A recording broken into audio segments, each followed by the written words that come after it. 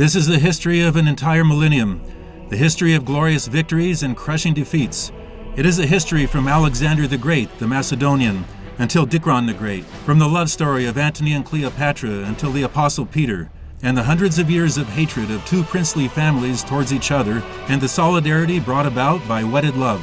This is the story of clashes between great and powerful worlds, when two of the largest states of the time come out against each other. This is the story of our glory, the unique significance of the appearance of a united Armenian kingdom. And even centuries later, anyone who knows this story will involuntarily call it a phenomenon. The phenomenon of the Armenian kingdom of Cilicia.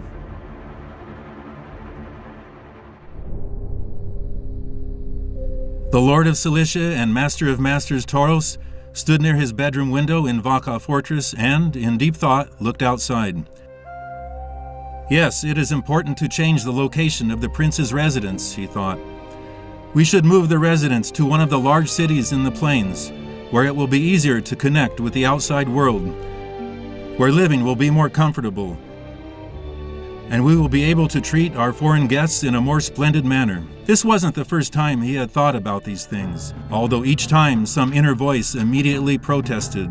Wait, don't rush. Have you forgotten your father's bitter experience? And when the curtain opens, an immense Armenian territory is in front of us, a large, lush area. This territory is surrounded on four sides by mountain ranges whose names are familiar to us: the Taurus, Anti-Taurus, and the Amanos Mountains, and, the most important, that which is exceptional in that it tells of our ancient homeland, that is, the Mediterranean Sea. This is one of the seas of our sea-to-sea Armenia. Here, mountain and rock are harmoniously joined together, with the rich fields, under the permanently scorching rays of the sun, and the whispering of the sea, with its hidden memories. This is our Cilicia.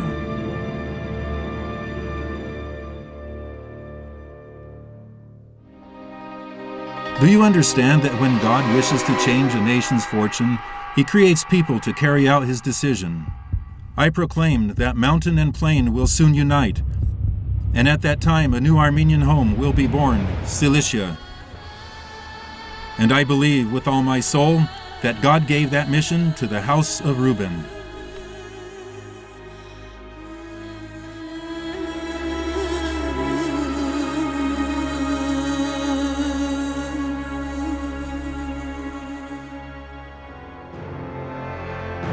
Prince Muleh wasn't mistaken. In reality, God placed the mission of creating a new Armenian homeland on the shoulders of that most powerful princely family. In this history, names will be heard, all of whom, with their existence, created our people's glorious past. They who existed and lived for the sole purpose of creating their homeland, who sacrificed their lives, and often their families' lives, only to not allow their people to fall under the rule of foreigners. They who must serve as examples for everyone: Rupen, Constantine, Levon I, Tauros, Muleh, Rupen II, and Prince Levon II the Great, and the first king of Cilicia. These are the men, the rulers and heroes of Cilicia, who emigrated from their true homeland where independence had been lost. Thanks to their smart diplomacy and penetrating vision, in the course of just 200 years, they were able to create such a powerful state that the strongest empires of the time had to take them into account. For this very reason, the story of the founding of Armenian Cilicia is considered a phenomenon. The Rupenians weren't alone in laying the foundation of a new Armenian home. There were other Armenian princes before them and at the same time who indisputably played a part in the long-lasting struggle and eventual creation of the kingdom. However, one of those princely families turned out to be a spiteful adversary and enemy for the Rupenians for some 100 years.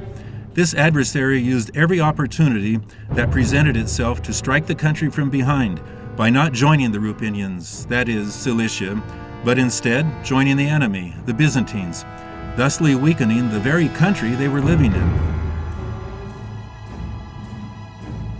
This role was reserved for the Harutyunyans. The mutual hatred between these two families was inherited from generation to generation, from father to son, and from grandfather to grandson. The story of the hatred of dynasties, written by the Ruthenians and Harutyunyans, involuntarily resembles Shakespeare's well-known ballad, but in this case the conclusion isn't that tragic. The solution is realized by the harmony of wedded love.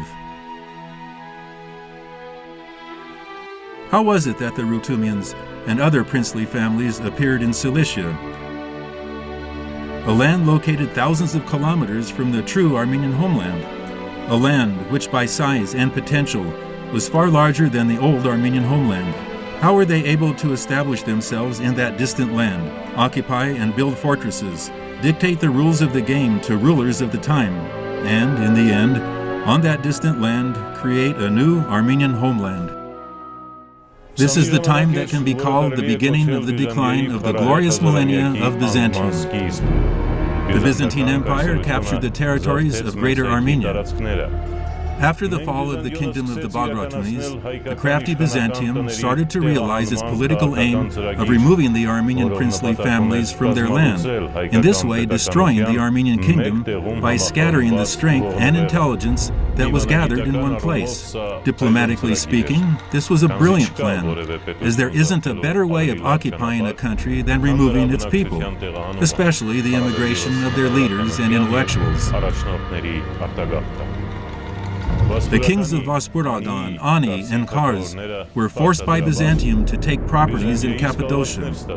With their families, armies, and entire holdings, the princes moved to Cilicia. Moving with the princes was the entire population subject to them. Reaching Cilicia, which is located in the southeast of Asia Minor, the Armenians found themselves in an odd synthesis. Cilicia was that way with its nature and the mixed and confused human element found there.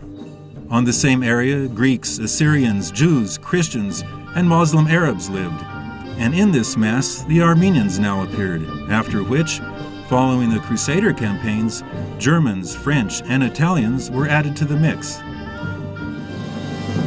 Also different were the aromas and colors of Cilicia. Divided by the rivers Kalykadnis, Kyros, Saros, and Pyramos, with the green and blue of the shores of the Mediterranean Sea, the land of Cilicia became a paradise for the Armenians, who had descended from the mountains of Armenia into this land, which was both new and different with its wide possibilities, but a gift with its ready, perfect fortification for the Armenians, these people from the mountains with their courageous soul. However, at exactly the same time, a more repressive military power with greater desires appeared on the scene, whose appearance didn't correspond with the monarchical plans of Byzantium. It was this very power that became the balance in the east against the unpunished military desires and ascent of Byzantium. It was this power that in 1071 would break the back of this military empire on the plains of Manasgert and would lay the foundation of its final 100-year period of collapse. The Seljuk Turks had arrived on the stage of the east. The Seljuks penetrated towards the east and the west, including the entire northern part of Asia Minor and its center zone. But they didn't capture the territories of the southwest peninsula, the Cilician Taurus, Melitene, Edessa, and Antioch. Cut off from the already collapsing Byzantine Empire and outside the area subjugated by the Seljuks, this area became a very interesting experimental field for the restoration of Armenian statehood. This heavenly paradise was surrounded by impregnable mountains, and the only way to penetrate this place was through unequaled ravines that were in turn protected by inaccessible fortresses. If it was said about Ani that there were 1,001 churches there, and this was an exaggeration made just to prove a point, in this case, not only is it safe to say that in Cilicia there were 1,001 fortresses, there were more. They had been begun to be built long before the Armenians were on the scene. It is possible to enter Cilicia only through the well-known gates of Cilicia, which in reality were several. In Tarsus, the most famous was the Gate of Cilicia, on whose peak, and which played a most important part in the history of Cilicia, was the soaring fortress of Guglag. It is impossible to describe how it would cross a person's mind to build such a fortress there, and how he would have the strength to do so, and, even more surprising, that he would decide to live there, at the point where you have already conquered the peak necessary to reach Gulag Fortress, and are viewing the glorious entrance to Cilicia, the gates of Cilicia. You begin to recognize the importance and worth of the fortress, and understand what kind of people these dwellers of Cilicia were, these people, Armenians or not, who lived like eagles, and that most important was their freedom of flight, more than living comforts.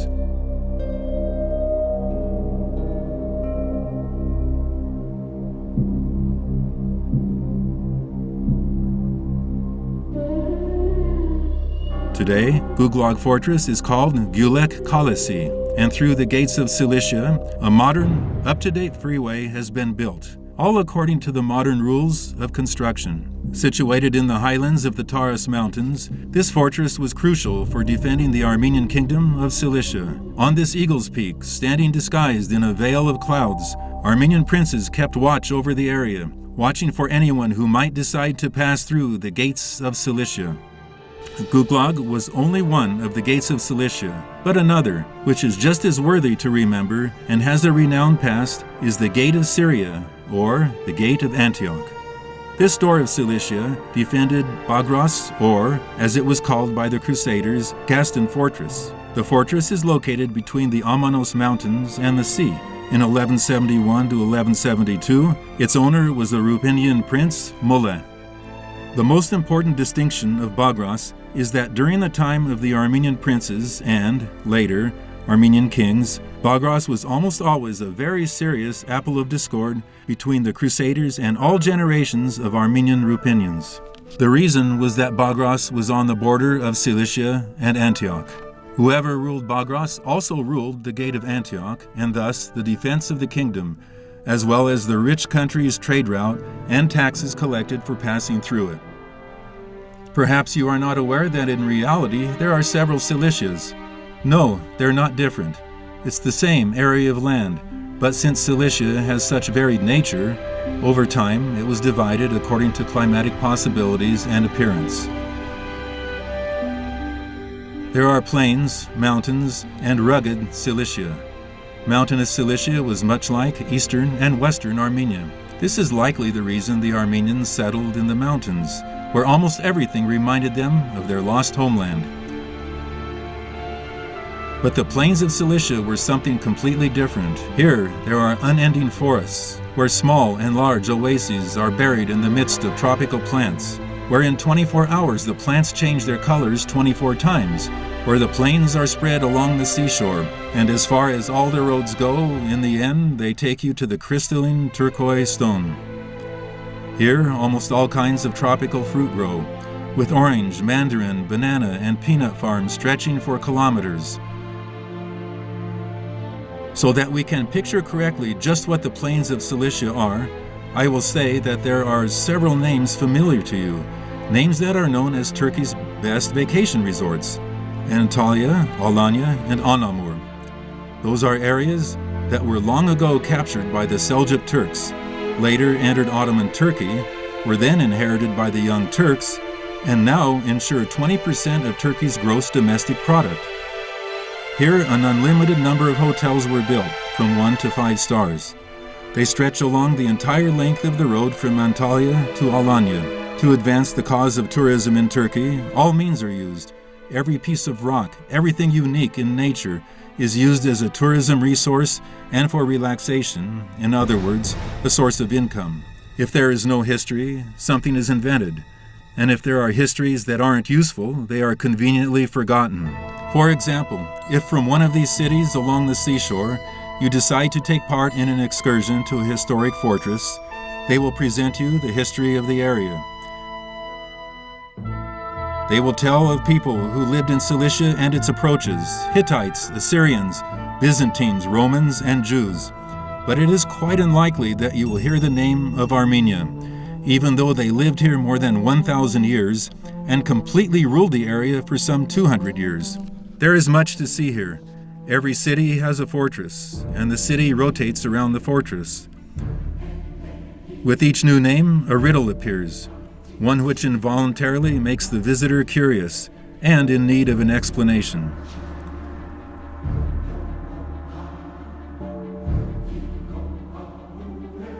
The fortress of Korakesyon, famous since ancient times, has been preserved in Alanya, a port city in nowadays Turkey. In Hellenistic and Roman times, it was part of Isauria, and for a certain period of time, part of Pamphylia. Strabo considered it to be the entrance to rugged Cilicia in the east.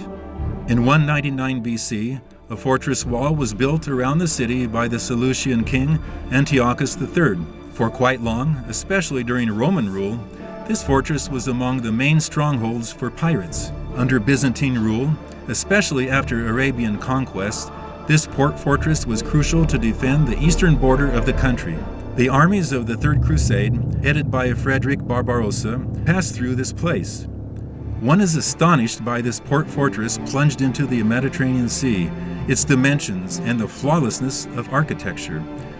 In the 12th to the 14th centuries, the Sultanate of Iconium, the Ruthenian kingdom of Cilicia, the Karamanyan kingdom, and the Lusinians from Cyprus fought to conquer the fortress. In the 15th century, the city became part of the Ottoman Empire. The owner of the fortress was Sumpat the Constable, under whose rule the entire region likely fell, as during the crownings of Levon I as king, Sumpat was remembered as one of the princes attending, as the ruler of the Korakesyon fortress of Alanya, not to mention as the ruler of the more distant and magnificent fortress of Manavgat. We searched for Manavgat for a long time. When we found it, we understood that the difficulty we had reaching it was the main advantage of the fortress. The city of Acropolis was founded in the 3rd century BC. The enormous dimensions of the monument testify to the fact that this ancient city played an extremely important role in the cultural life of Asia Minor during the Hellenistic period. It was also a noted center of education. Agora, along with its typical buildings, has been preserved. The buildings were constructed in a thick forest. Of all fortresses we've seen, this is perhaps the most beautiful in its construction, with its monumental Roman style, Byzantine delicacy, and magnificent music, played by the columns, arches, and nature. Here, the carved stones and the trees are the requiem. Manavgat seems a city with a secret, which appears everywhere here, in the strength of the buildings, and at the same time in its vulnerability. The pictures are light as air, while heavy as their rich past. The city's strategic location played an important part during the course of its history. The city's gates have been preserved from ancient times, as have the assembly and agora. A number of buildings from the Roman period have also been preserved, as well as a basilica from the Byzantine period. Most probably, this fortress is the most western settlement that had ever been in vassalage from the Armenian kingdom of Cilicia.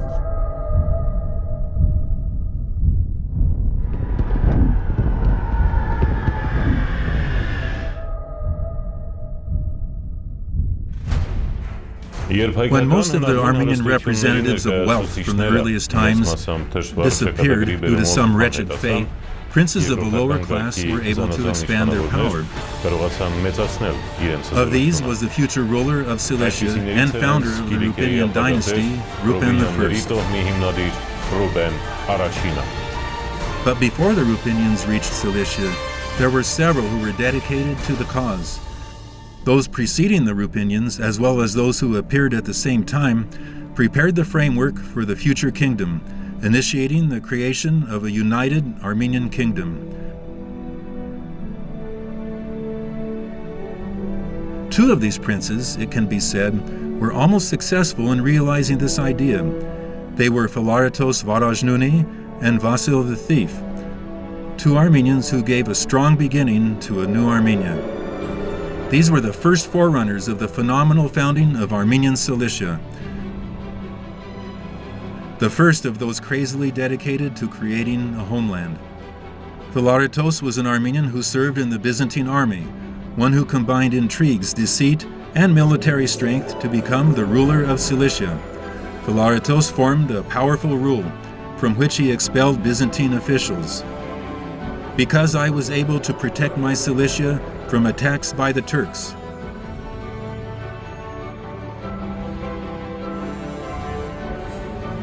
All the Christians who lived in the area turned toward this enthusiastic Armenian son as a savior. But he had his own unique, ambiguous methods to maintain his kingdom. While under the rule of the Roman Empire, Philaretos accepted orthodoxy. But when threatened by the Turks, and his situation was one of life or death, he went to Baghdad and accepted Islam. I don't know if Philaretos sold his soul to the devil or not, but it was astonishing how large his kingdom became, including Cilicia, Melitene, Edessa, and Antioch. In a word, larger than the kingdoms to be formed in an orderly manner by the Ruthenians and Haytumians. When he returned from Baghdad, he saw that the Turks had deceived him and controlled most of the land he had occupied. They say that before he died, the cleansing light of God descended on him, and he died a Christian, having reconverted to his faith. He remains as a character of legend, who, in a mythical manner, created the first draft of a future Armenian kingdom. The collapse of the Armenian kingdom in eastern Armenia and the immigration of the Armenian element towards Cilicia happened at the same time, it is possible to say, as an incident in world history with great revolutionary meaning. On December 27, 1095, in the French city of Clermont, appealing to thousands who had gathered in the open air, the Roman Pope Urbanos II called for help in freeing Eastern Christianity from Islam, thus beginning a mass movement, which would later become known as the Crusades.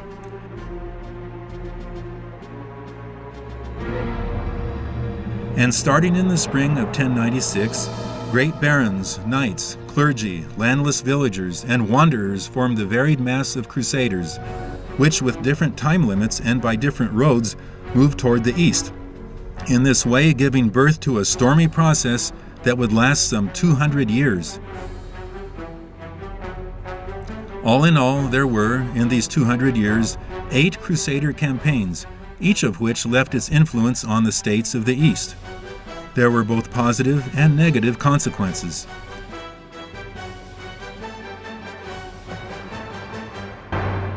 As a result of the campaigns, several Latin kingdoms were created that had a huge influence on Armenian Cilicia, as these countries were its immediate neighbors.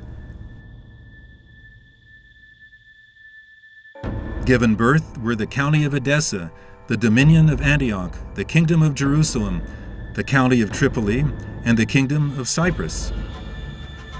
It is also possible to say, and why not, that perhaps if the Crusaders hadn't existed, and if they hadn't shifted the attention of the larger nations, if they hadn't by their actions forced others to try and stop the threat they presented, there wouldn't have been the united, independent kingdom of Armenian Cilicia. It was exactly those Crusader campaigns that formed an important and serious part of our stated phenomenon. The Crusaders reached Cilicia from Europe by sea, and the first to greet these knights, who had arrived with the high ideal of freeing Jerusalem, were the ports of Cilicia, of which there were many, and which were the main ingredient of Cilicia's wealth.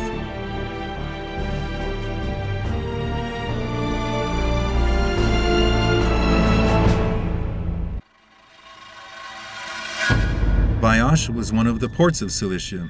Since the 4th century, the road to Jerusalem for many pilgrims has passed through here. The architectural style typical for the Crusaders' fortresses was applied here in the 11th century. Most probably, it was built by Tancred, the Prince of Antioch, and had an artificial ravine surrounding the fortress, which was particular for the military architecture of the Normans of Sicilia. In the 12th to 14th centuries, it was the property of the Armenian princes of Cilicia, and was demolished during the campaigns of the Mameluke sultans. In reality, the fortress was a prison. It is a structure that leaves quite a strong impression, and looking at it, one realizes that should he have the bitter fate of being imprisoned, that for sure he would not wish to be in Ayash fortress prison. A dark structure, lacking in anything extravagant, it served its purpose very well, as it would seem difficult for anyone to escape from this place. As to why a prison would be built by a port, we'll let that remain a secret. Perhaps here they held those who cheated on their customs levies. The ruins of this Middle Age fortress are found on the eastern banks of the Bay of Issychos, Alexandre. The arrival of the Crusaders was hailed by the Armenian princes as a great success. Christians had arrived, and even more so, being they were enemies of the Greeks, this made them their dreamed-of ally. But in reality, the Crusader campaigns turned into a disaster. The Franks, after using their allies, expressed their thanks by plundering and often even murdering. At the same time of the First Crusade, different kinds of Armenian kingdoms had already been formed in Cilicia. In the beginning, the Armenian princes tried to use the confused times that had begun in their country to enlarge their holdings. That continued to the time when the Crusaders better established themselves and put the small Armenian kingdoms in their control, at times even destroying them, not seeing that their own successes were in large part dependent on the Armenians. On what remained of Philartos' land, a third Armenian kingdom was founded by the bold commander known as Vasil the Thief, in other words, Caesar of territories. This is not at all meant in a humiliating manner, as Armenian chroniclers allude to him concerning his enthusiastic part in the uniting and accumulating of Armenian lands. In the early days of the First Crusade, Vasil the Thief created an independent state and became the ruler of Kesun, Rapan, and Hromgla. Urhayetsi called him powerful man and warrior, as he is the one who united the Armenian legions.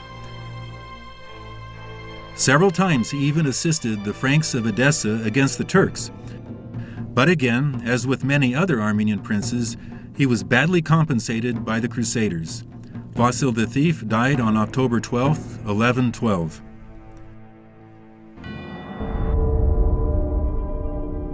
Here it is worthy to take note of Hromgla, which for a long time was the seat of the Cilician Armenian Catholicosate, and which in reality was in Armenian Cilicia only during the reign of Vasil the Thief. Hromgla. Hromgla is uniquely and monumentally spread on the eastern banks of the Euphrates. The soul of Cilicia lived here for centuries. Here, spiritual treasures, as well as human values, were created and preached. It is probably already clear that our spiritual leaders lived there, at the seat of the Catholicosate. After the decline of the Crusader kingdom of Edessa, the Hromgla fortress was passed on to the Armenian Catholicosate in 1148 AD. It remained the residence of the Catholicos until 1293 AD, when the Egyptian Mamelukes demolished the city and took the Armenian Catholicos Stephanos IV, 1290 to 1293, captive. This impregnable fortress, which rested upon the bank of the Euphrates River, played an important role in the spiritual life of the region of the Middle East during the 12th to 13th centuries.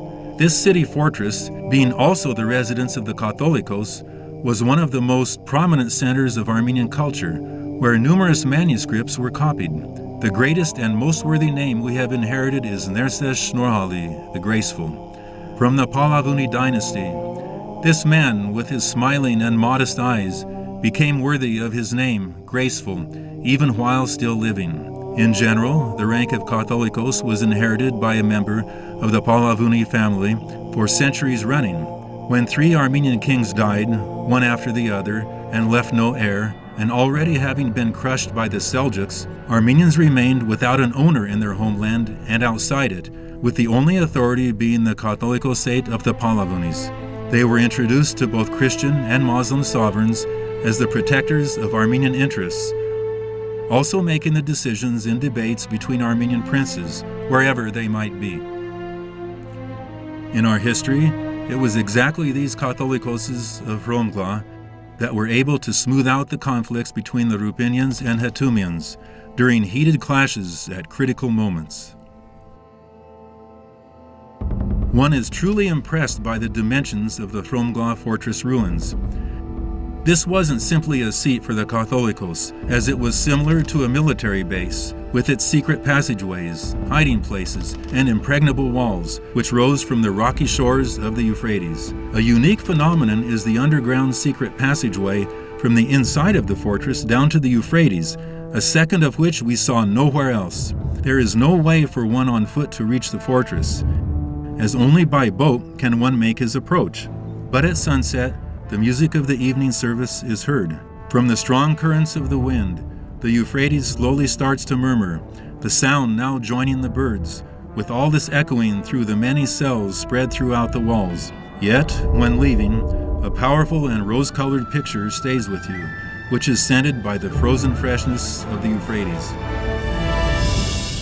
Also falling under Vasil the Thief's rule was Marash, today's Germanican. The city most probably was established in the Roman period. The settlement has become much more important since the late 11th century, the time when it was ruled by Philartos Varajnuni. The Armenian prince, Vasil, Vasil the Thief, made the city the capital of his kingdom. This settlement also acquired an important role in the cultural life of Armenians in the 14th to the 20th centuries. As we saw, both Vasil the Thief and Philartos were betrayed in the work of creating a new homeland. Essentially, the downfall of the princes we have noted was brought about mainly by the Crusaders. But why did it happen like that? Wasn't it the case that the Crusaders were inspired by Pope Urbanos to come to the east to free Christian peoples from the Muslim yoke and capture Jerusalem? The answer to this question is not singular, as the incentives of the Crusaders were not singular. For that reason, the necessary psychological and ideological atmosphere was also prepared. An important prerequisite for the Crusades in the 11th century was considered to be the quickly gathered pilgrims would be moving toward the Holy Land. The pilgrims were drawn towards Jerusalem, where the existence of the end of the world belief was present and the second coming of Christ would be taking place. Therefore, it was necessary to be found at the place of this event. Besides that, the pilgrimage to Jerusalem began to be looked at as an act of repentance.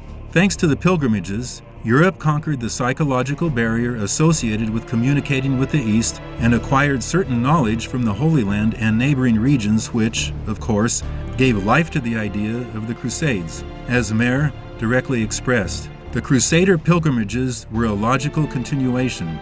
It wouldn't have crossed anybody's mind to conquer the Holy Land if people hadn't been going there for centuries.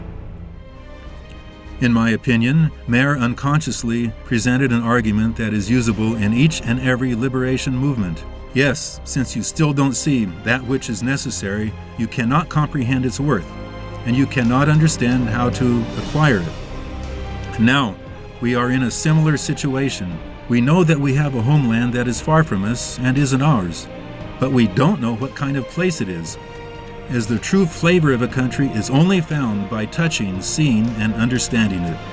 Therefore, if we ever want to reestablish our great and powerful Armenia, meaning Western Armenia, in reality we need to understand this western section of our country. Accordingly, starting today, each and every one of us need to make it a priority, a goal, to go on a pilgrimage to Western Armenia at least once in his lifetime, because, as Mayer said, it wouldn't have crossed anybody's mind to conquer the Holy Land if people hadn't been going there for centuries. But for the Crusaders, there was much to conquer and to stir up interest in Cilicia. An entire wealth seemed to be waiting for them, even though the Armenian princes had been owners of this wealth for some time. One of the greatest examples of this wealth was Korikos. One doesn't know why, but before departing on our journey, we had noted several places that we especially wanted to see, for which we were waiting like a beating heart. One of those was just this place. Among the most significant ancient places preserved in Cilicia is Korikos Port Fortress, notable for its glorious sea, Kızkales, and land fortresses. These magnificent walls seem to exude a royal aroma. Even if one doesn't know, it is possible to understand that this sea fortress was built by the first great Armenian king of Cilicia, Levon I, while the fortress commander was Prince Simeon. The castle had an important strategic meaning for the Armenian kingdom of Cilicia. The sea fortress of Korikos was also unique in that an encyclical by the Armenian Catholicos is preserved there, in which the grand name of the builder is noted. Apart from the remainders of the fortresses, bases of heathen temples, a cemetery from the Hellenistic period, and traces of a medieval port have been preserved.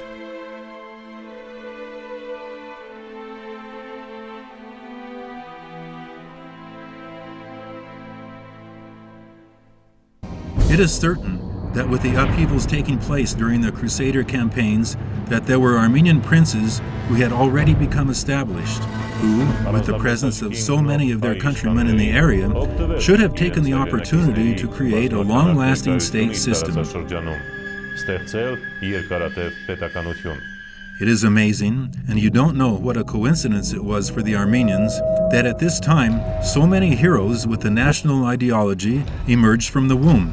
Perhaps the reason this time, again, is in the extremes distinct to us, as once again we face the question of losing our nation, the only instance in which a people begin to fully comprehend the importance of a national liberation struggle to save the nation. In Cilicia, those dedicated to national unity were lined up, one following the next. After the fall of the short-lived dominion of Philardatos, the Seljuk Turks subjugated most of the plains of Cilicia, mainly the cities of Movses and Tarsus. But the Armenian princes were well established in the gorges of the Taurus Mountains. In the course of all these events, there was one princely family that silently and persistently continued to strengthen its position in Cilicia. They acted much more vigorously, as opposed to Philardatos and Vasil the Thief, who formed their countries at crossroads that also fell into the interest of their neighbors and therefore couldn't last long on these trampled crossroads. This family turned out to have much more foresight. Understanding that there is no need to raise your voice when you are still weak, they answered from mountain peaks, from where, like the silent eagle with its sharp glance, they followed the course of events from afar. Only this family had enough foresight to be able to get along with the Latins. This was the Ruthenian family, against whom the Byzantine Emperor Hovhannes Komnenos was forced to struggle.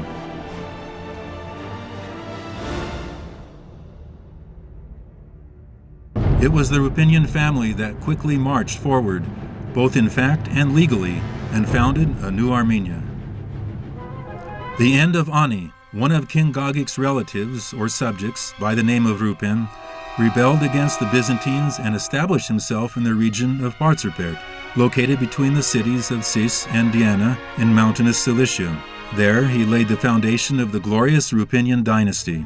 At first glance, one might wonder why this fortress, which wasn't very large and was at least somewhat cumbersome, would interest Rupen. But come and look, as this was a quite diplomatic move. It is like this. If the fortress hadn't been of interest to Rupen, then it wouldn't have been of interest to others, especially the Byzantines. It was therefore possible to take possession of this impregnable fortress without exerting much effort. From here he would carry out his phenomenal politics of conquest, which no one ever again had in the course of Armenian history. Barzapert is located 58 kilometers north of Adana, and at 1,955 meters above sea level is like a perched eagle's nest, high as the ideals of rebellious and freedom-loving Armenians. It was the summer residence of the kings of Cilicia and protected the capital Sis from the north. This impregnable fortress was constructed on the main road connecting Cilicia and Cappadocia. Here the fortress had grown in harmony with nature, giving the impression that the trees, the fortress towers, and the still-standing fortress and palace buildings along with the surrounding thick forest had some very important secret they wanted to hide. It seems they understood that inside these fortress walls a phenomenal plan would be drawn, by which a group of men who had immigrated from their country would create a powerful state and declare to the world their country's kings. These trees know that these secrets, which brought victories, still, like a whisper and an echo from the past, wander inside these walls. Therefore it is necessary to hide the fortress as much as possible from the glances of others. Don't these secrets belong to the Ruthenians? Using their diplomatic farsightedness and their mental and verbal versatility as they used the confused, complicated situation created by the Crusader campaigns, the Ruthenians began to conquer that country. Another ruler in mountain regions, whose beginning also wasn't perhaps very positive, yet who played an important part in the future of Cilicia, was the knight Oshin, founder of the Harutyunyan dynasty and owner of Lampron. By birth from the eastern Armenian region of Karabakh, in 1072 he reached all the way to Taurus and established at the base of the Medezis mountain range the fortress of Lampron, or Namrun. from which he ruled the upper valley of the Tarsun River. Remember this name, as it was Oisin who, at the peaks of Cilician Taurus, founded the riches of the Harutyunyan dynasty. It was he who was the most powerful of this princely family, the family which for centuries invested all its energy in interfering in the work of establishing a united Armenian kingdom of Cilicia. From beginning to end, they stayed loyal to the Byzantines, seeing the only road to existence as being under the yoke of the Byzantines. Most important in assisting the Harutyunyans in this work was Lampron. The castle fortress of the Harutyunyan dynasty is situated on one of the woody mountains near the Bolkardagh summit of the Taurus mountain chain and was constructed to defend the Guglak Canyon. This fortress competed with Vacha, the family castle of the Ruthenians, who often besieged Lampron. The internal struggle between the two families was part of the political life of the Armenian kingdom of Cilicia. Majestic steps slowly take the visitor on the long journey toward the peak of the cliff and the fortress remnants. At the start, it appears that only a small part of the fortress has been preserved, and when you look at it, the secret of its fabled impregnability isn't apparent. Approaching the top of the walls, you see that you are standing simply on the citadel, and the fortress, with its huge scale, is spread everywhere. Involuntarily, you begin to picture those princes, and why not, the princesses of Cilicia, who stood on this very spot and farsightedly looked at what awaited them in the future. The skyward towers of the castle, which guarded the plains below, are impeccable examples of Armenian military and defense architecture. To picture fully the impregnability of the fortress, it is necessary to point out just one fact. Even the Ruthenians, who were from these mountains and understood well how to use the power of this nature, tried time and again to conquer Lampron from the Harutyunyans, but after long sieges, always retreated.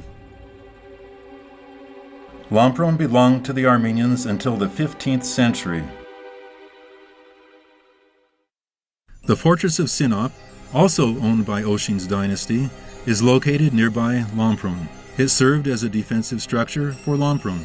The name of the fortress is not mentioned in medieval chronicles. The fortress castle, built in conformity with the principles of Armenian architecture, had a square form and 4 towers. It is a classical example of Armenian fortress architecture, notable for its modest but impressive size, steadfast walls, and towers. Both Rupen and Oisin became founders of magnificent generations. The dynasties, which were to forge together the greatness of New Armenia, were also connected by centuries of mutual hatred and struggle against each other. But, in reality, this wasn't something new for the Armenians. It had been around 1,000 years before the Cilician kingdom that Armenian glory was at its peak. Cilicia was in Tigran the Great's great country, which is known as Armenia from sea to sea. When we talk about Tigran the Great, we speak in admiration and perhaps with impartiality. So let us mention the words of the Greek historian Spianos of Alexandria. The Armenian king Tigran, owner of many riches after the subjugation of his neighbors, was named King of Kings and attacked the Seleucids, who had refused to subjugate themselves to him. Since Antiochus the Pious wasn't anywhere to be found, Tigran subjugated the Assyrians living on the shores of the Euphrates, reaching all the way to the Euphrates. At this time, he also conquered Cilicia, at the time subject to the Seleucids. At that time, Armenia shared a border with rugged Cilicia and Cappadocia. Soon, in the center of the empire, a new capital was founded, Tigranakert. Till now, its exact location is a subject of debate, and it is also said that there were several cities named Tigranakert. During the course of our journey, we visited one of these.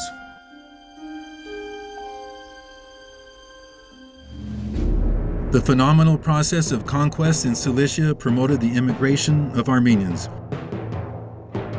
The importance of the Armenian element in Cilicia was also established in the last years of the 11th century in the noticeable number of Armenian sons who played a part in politics. They worked in political, military, and economic positions while playing an important role in Byzantine and Latin spheres. This fact transformed the country in such an exceptional way that the Byzantine government, even though they treated the Armenian element with enmity, in the case of some general catastrophe, they found in the Armenians the military strength to resist Turkish invasions.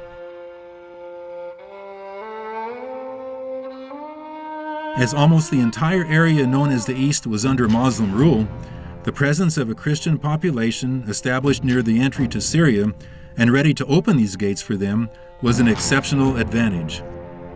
Constantine, Ruben's son, driving the Turks from the region around Partsrupert, captured the impregnable fortress of Vacha, located in the Taurus Mountains and along the banks of the Gyeoksu.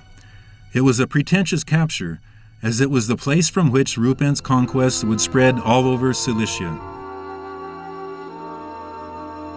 Behold, we have finally reached the main home of Cilicia. Looking from a distance, it causes one to somehow shudder. But the reason isn't the power of Vacha. In Cilicia, all fortresses cause one to tremble with their appearance. The reason is that you finally reach the home of those most dedicated, and perhaps you will have the honor of walking along the same path that they walked during those times. Before entering, you want to bow your head, because you know for sure that even after death, they didn't abandon Vacha. Unconsciously, you want to say, "We are thankful that you loved your country this much, and that besides freedom, you didn't picture any other life for your people." Another step, and the doors of Vacha open. You are already inside. The king of Cilician fortresses is better preserved than the others. Inside, the rooms and decorated columns of the entryways take one to the top of the fortress, where knights serving as guards stood. Following the examples of the other Armenian princes, but probably more fortunate than them, Constantine I Ruthenian used the results of the First Crusade and the founding of a neighboring Frank state to his benefit, receiving helpful treaties from them for assurance. For the given reason, he had his daughter marry Jocelyn I Kurtenotsi, the owner of Tolpashar, the future Count of Edessa. We say without delay that this marriage is simply one of the first in a long series of family unions that was to strengthen the tie with the Frank princes. The Armenian princes represented a social class with which the Crusaders felt themselves on exactly the same level. For that reason, the family unions between the Frank barons and Armenian princes were to continue without interruption. Constantine I opened the door. His son and successor, the Armenian Prince Tauros I, 1100 to 1129, continued to spread Armenian expansion more toward the south. He became the owner of the land of the Ruthenians, in the area of Vacha Fortress, which was located on the upper tributary of the Saros River. From the Byzantines, Tauros together captured the cities of Sis and Anavarza, the first of which was to later become the capital of the Armenian kingdom. But the second, Anavarza, is one of the most ancient settlements in mountainous Cilicia. Capturing Sis and Anavarza, Tauros and the dominion he had created was surrounded by enemies on all sides, with the exception of Vasil the Thief, who ruled to his east. In the south, Byzantium and Antioch were struggling for control of the plains of Cilicia, but in the west and north, making claims were the Seljuk and Danishman tyrants. In 1129, the Armenian prince Tauros I died. Levon I, 1129 to 1137, Tauros's brother and successor, captured Movses, Adana, and Tarsun from the Byzantines in 1132. These were the three large cities in the plains of Cilicia. Cilicia always stood out with its large cities with different fates, and which were located along three large rivers. Adana and Movses formed a pair, and were almost always in competition with Tarsun.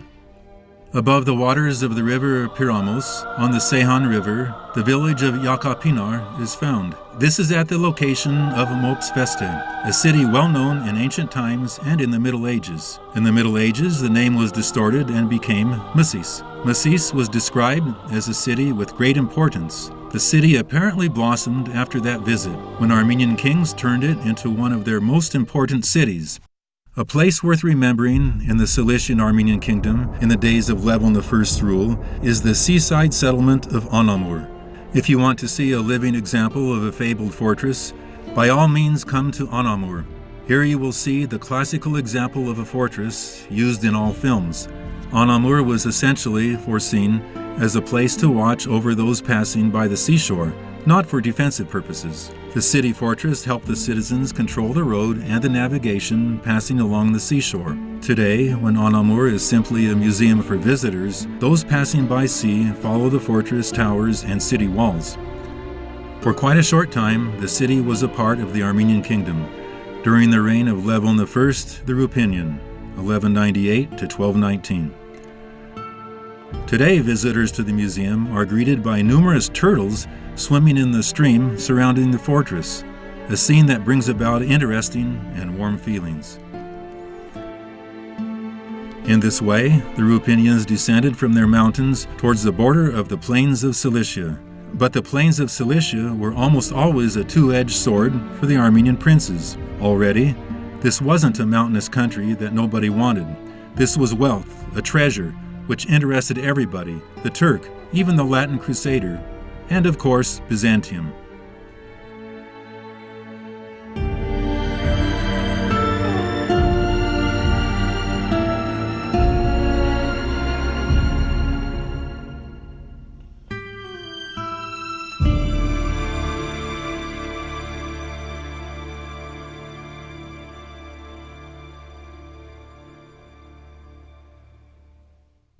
Yes, it is important to change the location of the prince's residence, Prince Toros thought. We should take the residence to one of the large cities in the plains, where it will be easier to connect with the outside world, where living will be more comfortable, and we will be able to treat our foreign guests in a more splendid manner. This wasn't the first time he had thought about these things, although each time some inner voice immediately protested. Wait, don't rush. Have you forgotten your father's bitter experience? In reality, Levon I's tribulations were bitter. This was the period of time when it seemed to everybody that Cilician Armenia and all the hope that was connected with the strengthening of this new home were tossed into thin air. This time again, as fate would have it, the destroyer of the Armenian nation was Byzantium. In the spring of 1137, when the large Byzantine army invaded the plains of Cilicia, it became apparent that the young Armenian rulers were in no condition to resist. This was especially because the Armenian nobility, with its traditional disunity, was in no mood to submissively follow the lead of the Ruthenian dynasty. And, as always, the Harutyunyans stood alongside the enemies of the nation. Prince Levon was forced to rely on his own strength. Without difficulty, Hovannes Komnenos captured the three cities of the plains of Cilicia, Tarsus, Adana, and Movses. He then invaded the city of Anavarzan, which was Levon I's capital city. Anavarzan wasn't simply a fortress, but an entire city. Here, the buildings have more than a feeling of Byzantine and Roman origin. Even though this fortress doesn't have natural protection, since it is situated in the middle of an open field on an easy-to-reach hill, it is blessed with a beauty and delicacy seen in no other fortress of Cilicia. The citadel stands on the hill, with the city spread out down below. The entire area is surrounded by several layers of walls. Any direction one walks, he is reminded by the ruins he comes across that even the most basic buildings were built with a special lavishness. The colors of the stones that were chosen weren't characteristic with what was used for other buildings. In 1080, the city was conquered by Philaretos Varajnuni, and at the beginning of the 12th century, in the days of Levon I, it became the center of the Armenian kingdom of Cilicia, ruled by the Ruthenian dynasty. It was one of those mistakes that allowed Byzantium to easily destroy the kingdom of Levon I and would temporarily end Armenian rule in Cilicia. After the short-lived subjugation of the Byzantines, which happened in 1137, the fortress was recaptured by Prince Toros II in 1150. But Toros had already understood that although Anavarza was appealing with all its splendor, it didn't have what was necessary for defensive purposes, and therefore couldn't be the center of his rule. That center again became Vacha. There is only one way to picture the real size of Anavarza: to sit in a car and drive around the fortress city. The current Anavarza, which bears the name of Anarzaba, is unique in that the buildings are well preserved. This is an original crossroads of culture. Here the traces of all the people that lived in the fortress at one time or another distinctly appear. Especially impressive for us were the Armenian inscriptions preserved on the wall. On the citadel buildings, it is possible to also see many remembrances written in Arabic letters. Area residents live in the outskirts of this fortress city, one even turning his house into a museum, the courtyard, in fact, being the ruins of an old bathhouse, the decorated tiles being in excellent condition. In a word, Anavarza is a magnificent and beautiful witness of the past, a brilliant and beautiful monument of architecture. As the city had a strong defensive system, it resisted.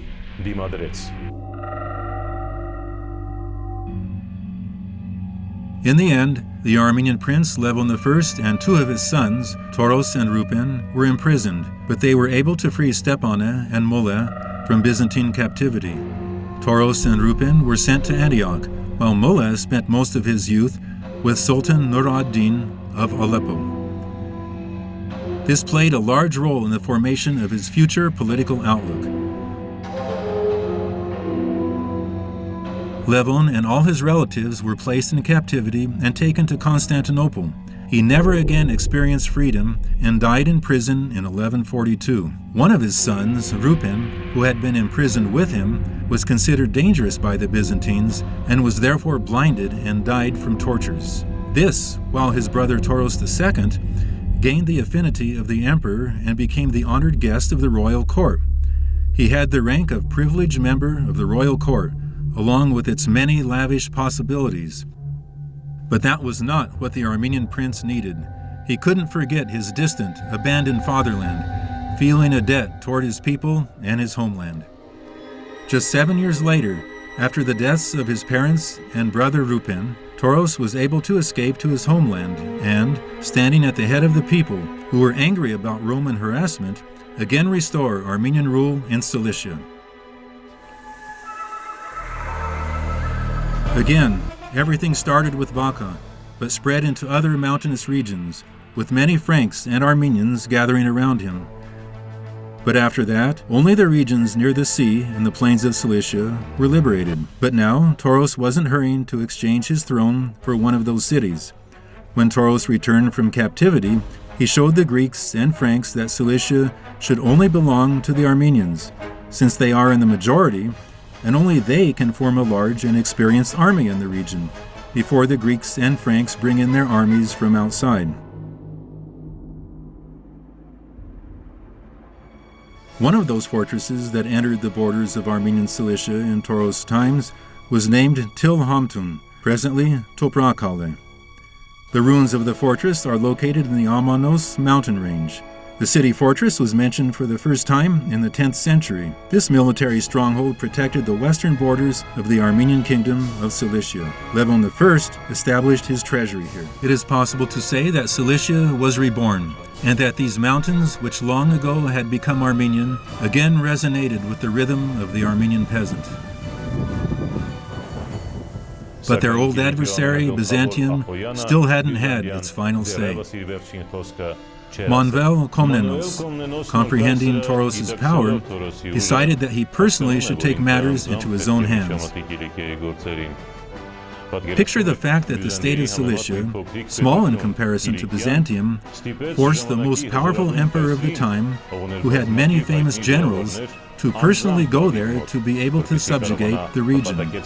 In no other way could Cilicia be defeated.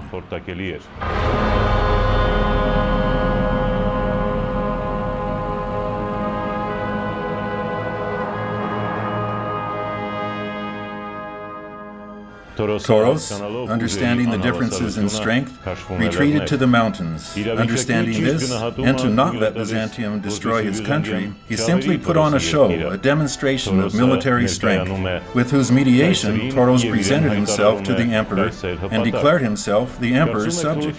Do you think this is a sign of weakness? No, it is splendid cunningness. Toros kept several mountain fortresses, while the Byzantines ruled the cities of the plains. But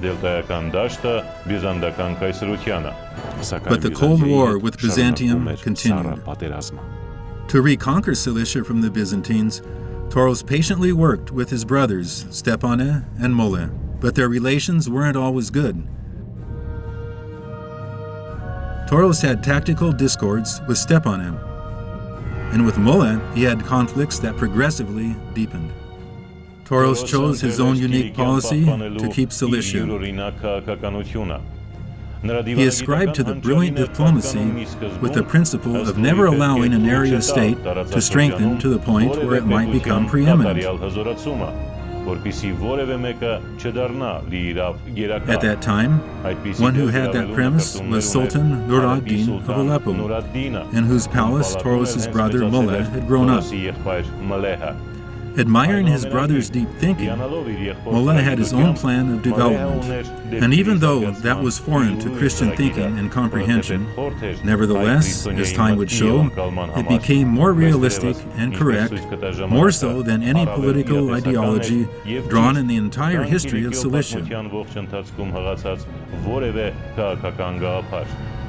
Learning lessons from the usual Latin deception, he did an obvious revolutionary turnaround in choosing an ally.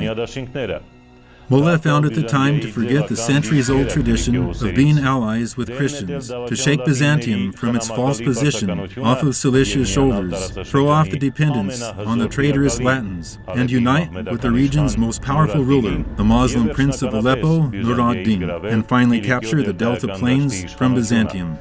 Toros wasn't in agreement with this idea, since he thought that if he became the sole ruler of Cilicia due to Nur ad-Din's help, later if somebody wanted to enslave Aleppo, it would be none other than Cilicia. Since Toros was still able to maintain balance in the region due to his helping the weak against the strong, Cilicia was at peace. In reality, it is possible to say that both sides were right. The brilliant political thought was distinct to the rulers of this dynasty, thanks to whom Cilicia was able to live in the open jaws of wild beasts, those who thought themselves higher than others. But it was this very contradiction that split up the two brothers.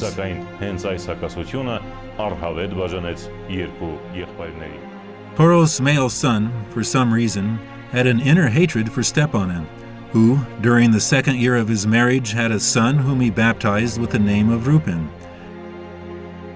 3 years later, the second son, Levon, was born. Toros' sons should have had those names, but they didn't exist. For that reason, he almost always had cold relations with Stepane's sons, Rupin and Levon. But those problems didn't exist with Mole's sons, feeling that Stepane's two sons were much closer with Mole than with Toros. The fate of these youth wasn't a light one. Being sons of the Rupinian family, after their father's death, they were forced to live in the house of his main adversary, the Harutyunians, and it was exactly at this time the fall of the Harutyunians was taking place. They didn't know if they were the victors or the vanquished, or from Vaca or Lampron.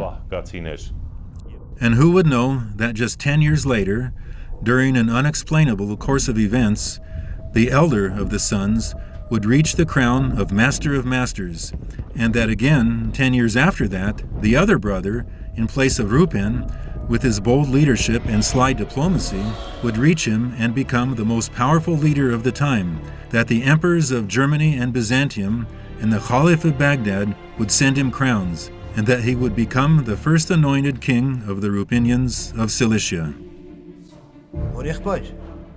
And what is the mission of the Rupinians, uncle? Mole didn't hurry to answer. He suddenly got serious and gathered his thoughts. while the youth looked at him thoughtfully and with interest.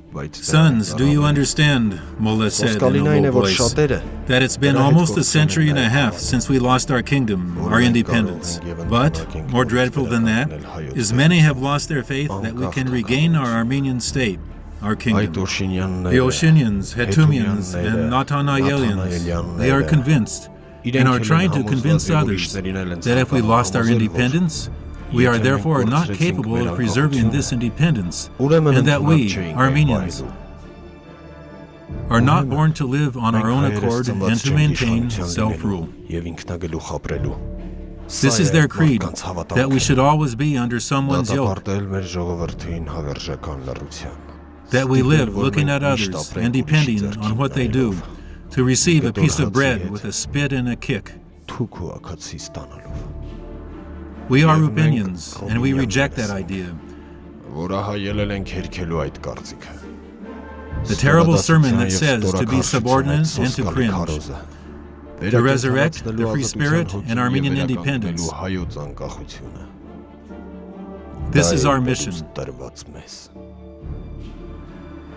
But in any event, after Tauros's death, Molla succeeded in his life's work of freeing Cilicia from Byzantine bondage. Before Tauros died, denied from his brother's inheritance, Molla went to see Nur ad-Din, who had granted him estates in northern Syria. Nur ad-Din hoped that a subordinate like Molla would make life difficult for the Crusaders, but Molla hoped to seize Cilicia from the Byzantines with the help of the monarch of Aleppo. And, in reality, the end of Byzantium's pretensions towards Cilicia can be chronicled in the period of Molla's rule. It is interesting that the Armenian wealth of the Ruthenians was returned with the help of Muslim armies. Molla's work lasted longer than he did, and the result of this unnatural alliance was that Cilicia would stay Armenian continually for 2 centuries. In the kingdom's 5 years, he moved the capital city to Sis. Sis was the capital of the Armenian kingdom of Cilicia and is nowadays called Kozan. It is situated on one of the western tributaries of the Seyhan River. The settlement was founded in the 7th century BC.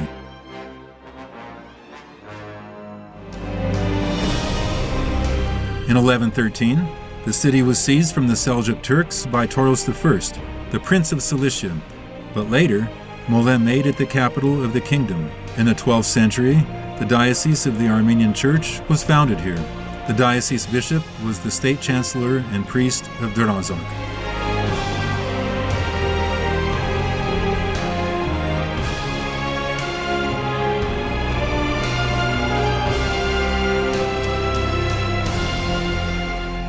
In 1292, after the Mamelukes seized the fortress of Hromgla, Sis became the residence of the Catholicos of all Armenians.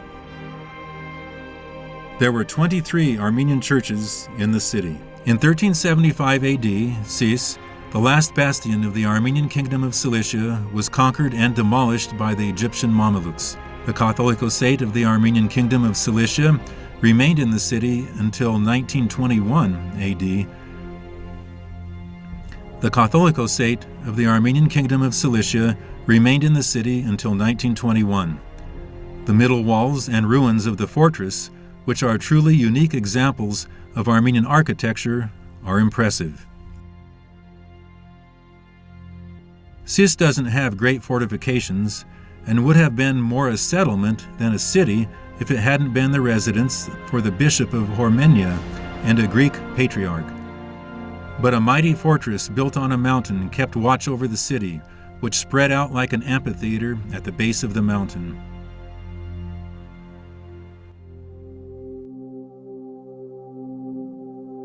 It is said that Molla worked only for personal gain. He is presented as a blasphemer, a traitor to Armenia and to Christianity, but that isn't really correct. First of all, at that time, those crossing the Christian-Muslim line were many. And if Molla was only out for himself, what can be said about the Crusaders themselves? And concerning his cruelty, which they describe with great delight, true, that existed, but Molla didn't surpass the level of cruelty of monarchs of the time. In any event, the work he had begun was long-lasting. Of course, Moleh is an exception in the history of the Armenian people, with his anti-Frank and pro-Muslim politics. But it isn't less of a truth that the noted politics was crowned with success, and that this half-blasphemer, as a result, became the country's liberator. It is also true that after the huge service he had offered, that there was no longer reason to tolerate him. In 1174, Nur ad-Din died. The next year, Moleh was killed as a result of a conspiracy by Armenian princes, murdered in his room as he slept.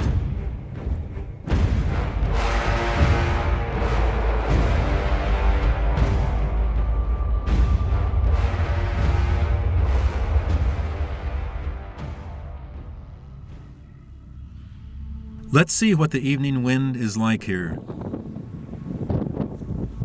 What the rustling of the sea is saying about everything that they were an eyewitness to. Do they actually remember the pirates who had become a huge headache for Rome and had become a famous symbol in the history of Cilicia? The sea had, in fact, been acquainted with our princes, had rejoiced in their victories, and suffered when they were brought to their knees against their will. As we try to learn the answers to these questions from the waves of the sea, unconsciously you notice it is evening, and your glance turns upward, and you see a wonderful sunset, which in reality is a regular thing here. In the evening, you see all the hues of red in the burning sun, which is so near you think it is resting on the seashore, and slowly, over the course of a few hours, as you follow its attractive glances, it descends into the lap of the Taurus mountain range. The same princes who killed Moleh decided that it was necessary to crown Stepane's oldest son, Rupin. The princes thought that being raised by the Harutyunyans, and it can be said in their captivity, that this would be considered a great favor and gift for the Rupinians, for the youth to be worthy of this crown. Thus, the Rupinians would obediently carry out the will of those princes who had granted this gift to the youth.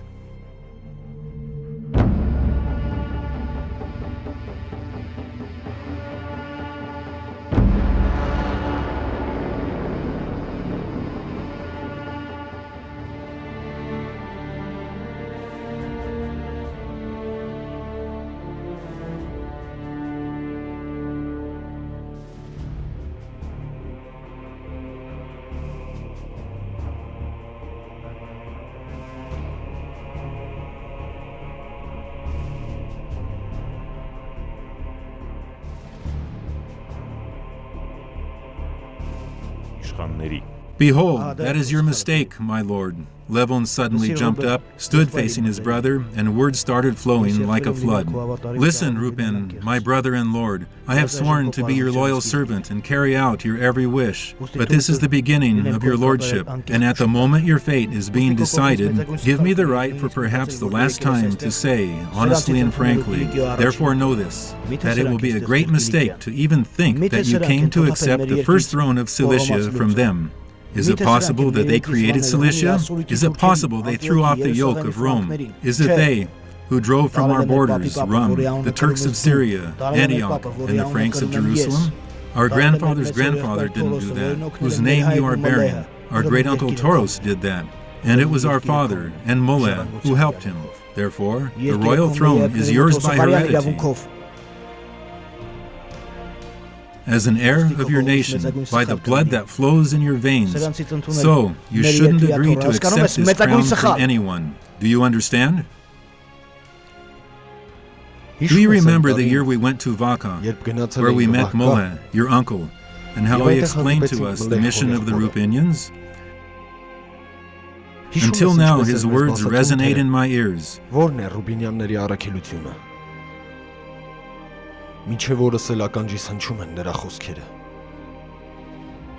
are Rupinians, and we reject that idea.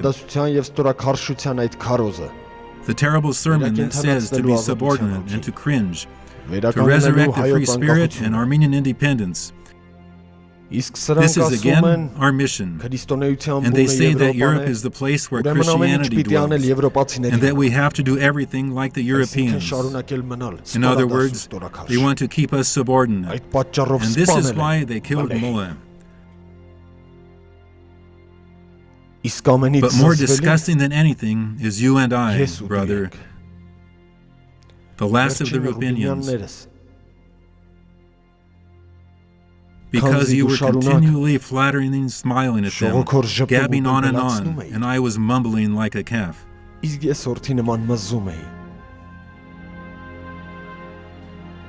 Yes, my lord, I was gabbing on for us to find out who carried out that slaughter. But you were wise, staying silent, letting the gabbing continue. And if we found out, what good would that be? What can we do to them? We have to kill them, my lord. If not all of them, 2 of them, their colonel and the one under him. Rupen looked at his brother with amazement, understanding exactly what he had said, and threw his shoulders back. The first thing the Lord of Lords Rupen did after assuming the throne was to take revenge, condemning to death those princes who had killed his uncle Mullah, the same ones who had summoned him to assume that throne.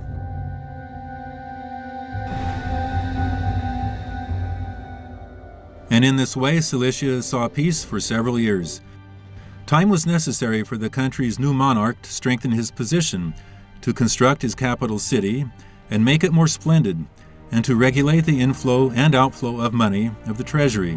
And later, wasn't it the case that Cilicia was surrounded by strong neighbors, and that storms were brewing in the area, which sooner or later had to affect Cilicia itself?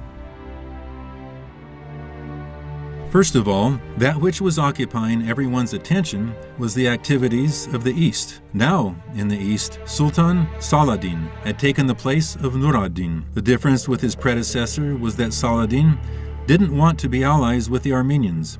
He just wanted to be the strongest monarch of the Islamic countries. And who could say that the glory-hungry Kurd didn't want to include Cilicia in his western territories? Rupen III had the fortune of seeing the terrible decline of Byzantium, and using that circumstance immediately put an end to Byzantium's pretensions for Movses, Adana, and Tarsus, and resurrected the traditional union with the Crusader states. Tarsus is the most ancient capital of Cilicia. It is situated at the bank of the river Kitnos, Tarsus Chai, where medium-sized ships could sail. In the 12th to 14th centuries, Tarsus became one of the most important cities of the Armenian kingdom of Cilicia. It was here that Levon I was crowned as the king of Armenia.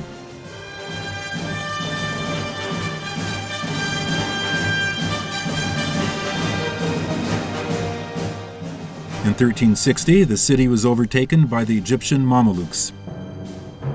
After the massacres in Cilicia at the beginning of the 20th century, the city lost almost all its Armenian population. In different times, different travelers passing through Cilicia characterized and compared the cities, and especially Tarsus, as being in the lead as first-rate cities. They admired this Roman capital city and presented it as a rich and strong city. In the vicinity of Tarsus, what is considered to be the Prince of Passageways is found, the place in the mountain chain where the gates of Cilicia, where seemingly impossible, were passed. It appears that this is the canyon that has seen the largest armies in the course of history. However, at the mouth of the Kitnos, an area prone to turning to sand and an adjoining swamp struck a fateful blow to the progress of Tarsus. Step by step, it turned into a city without an exit to the sea, an enclosed city with an unhealthy climate. The modern city, the Tarsus of the Turks, has turned into a city of ruins. The Armenian inns witness to the city's rich trade and the large flow of travelers from various countries. Tarsus, besides being a magnificent capital city, was a witness to 2 events so important that they had revolutionary meaning in the history of man. The first is one of the most famous love stories in the world. Few are likely aware of the fact that its beginning was in this very Tarsus. It was in this city that the candidate for Roman emperor, the well-known officer Mark Antony, first saw the Egyptian queen Cleopatra. That meeting became one of fate for Antony. Plutarch left us an account of this dreadful love story. But the famous director, Mankiewicz, created a film that presents in a wonderful manner the scene of the above-mentioned meeting. When Antony left to fight the Parthians, he sent someone to Cleopatra to tell her to come and see him in Cilicia. But the beautiful queen was in no hurry to answer his request. In the end, she decided to come to Tarsus. She easily navigated the Kitnos in a boat with a golden helm, apricot-colored sails, and silver oars. In about 2 AD, a Jewish baby named Saul was born in Tarsus. In the future, Saul would turn into a fiery Jew who would violently persecute Christians. In the year 36, Saul converted and would become St. Paul the Apostle, as he was known to the world.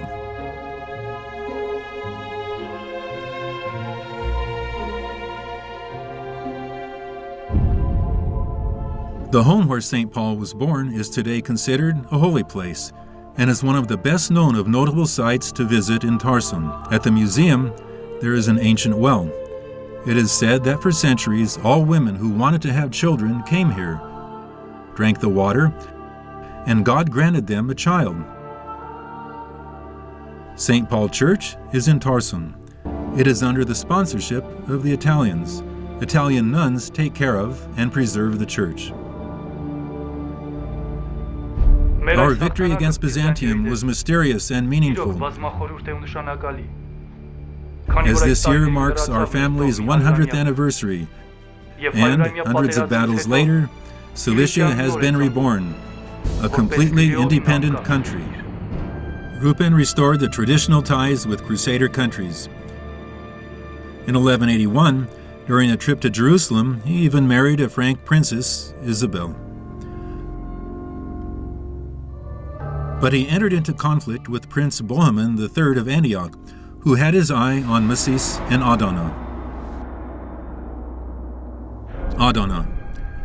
After the two arms of the Saros River join, on the right bank, towers the city of Adana, now the fourth largest city in Asia Minor. Adana is remembered as a beautiful, enterprising center of commerce. In 384 AD, during the reign of Caesar Adrianus, the Romans built a bridge over the Saros. In the 6th century, Rogosios has this to say about the city.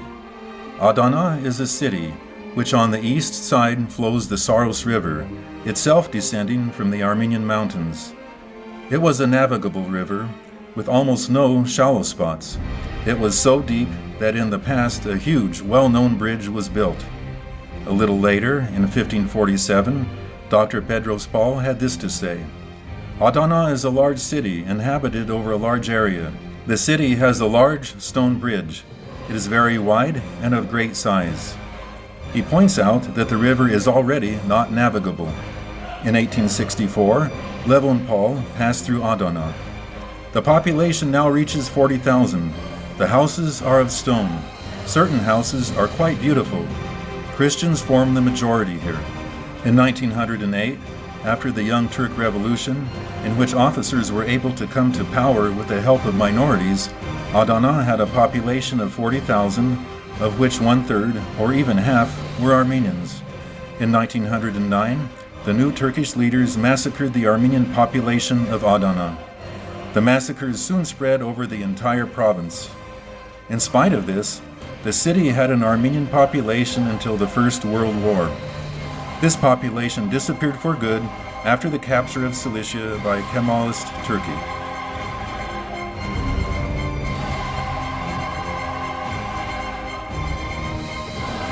We note that Rupen II's enemies, first Byzantine, then the Prince of Antioch, allied themselves with Hetun of Lampron against Cilicia. To frighten this disobedient vassal, Rupen was forced to besiege the fortress of Lampron. In reality, the Harutyunyan family wouldn't rest until, in some strange and unpredictable course of events, the crown of Armenian Cilicia was transferred to them. It seems that at one point the conflict between Rupen and Bohemond stopped, as in the east there was one who was posing a great threat for both of them. But in reality, Bohemond was preparing a trap for Rupen. Imprisoning him, Bohemond demanded Rupen surrender the large cities of the plains of Cilicia and a huge ransom.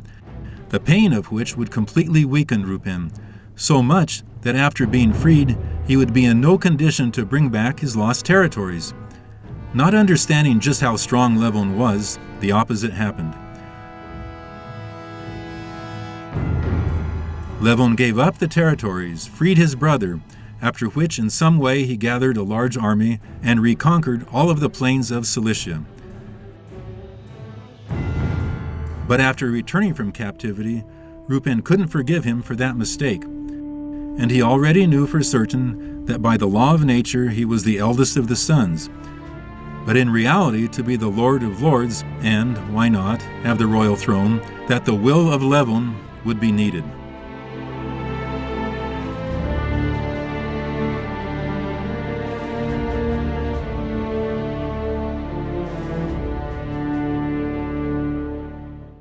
Finish with that talk, Rupen. Do you want to lose our country, ruin our plans? Levon cried out. He cried out in a hardened way, no longer using the respectful, my lord. No, Levon, believe me, I am saying this so that we bring our great plans to reality, Rupen said in a humble, almost pleading voice. You've gone crazy. You can't leave Cilicia at this decisive moment.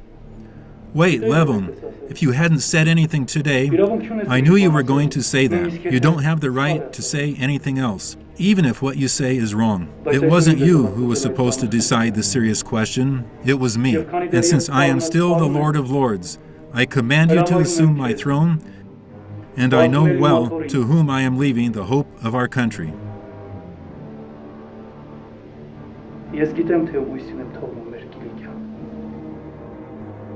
It became clear after this conversation that everything was decided, that the throne was passed from brother to brother. These great changes were to affect not only the two brothers, but the future life of the Armenian people. Rupen quietly went to the monastery, while Levon became head of state in the same quiet, easy manner. Great changes took place in the fate of Cilicia, as the most active, bright representative of the Rupenians had raised his head, one who had to finalize the establishment of independence in the country and to raise the country to a kingdom. The era of Levon II can be called the peak of the history of Cilicia. He was dedicated to the dream of uniting the Armenian kingdom of Cilicia with Antioch, along with its fortresses, territories, and unlimited riches. Levon became so fanatical about this idea that his entire reign was spent using all possible means, and even those not so possible, to see Antioch in the borders of Cilicia. But the opposite dream was torturing Prince Bohemond of Antioch to unite the Cilician kingdom with Antioch and become a Christian monarch. The state of Antioch, even though 10 times smaller than Cilicia, had a certain high place of honor, as in its center was one of the most famous cities of the East. Antioch was the capital city of the Seleucid Empire, created as a result of conquest by Alexander the Macedonian the Great. For centuries, it was one of the most important centers of Greco-Roman and later Christian culture. And it was understandable that the Lord of Antioch would be looking down from above at the Armenian prince in his mountainous stronghold, and who, even though had conquered great and famous cities, couldn't force him to live in any of those cities. Antioch was much larger than Aleppo. It was stamped with the Greco-Roman style, typical of Muslim cities, and by which it was emphasized more than by its beauty. The Armenian kingdom aimed at uniting the economic and political power of the Armenian kingdoms of Cilicia and Antioch to counter-coup the foreign invaders. The settlement of Seleucia Piera is located not far from Antioch, near the seashore, and for us, on a historic mountain slope. This is a wonderful labyrinth dug in Musa Lair, Mount Musa, and since it is carved in rock, it always has the same springtime temperature. Entrances are dug in different parts of the mountain, which remind of the beginnings of roads in a past time, while time itself has closed those secret passageways. The settlement served as commercial port for Antioch. The city was founded by Seleucus the Conqueror, Nicator, in 300 BC. It is considered to be one of the most significant cities of the Crusader state of Antioch, which was known as Suedia at that time. Kozkalesi. This fortress is situated to the south of Antioch. It was built during the Crusades.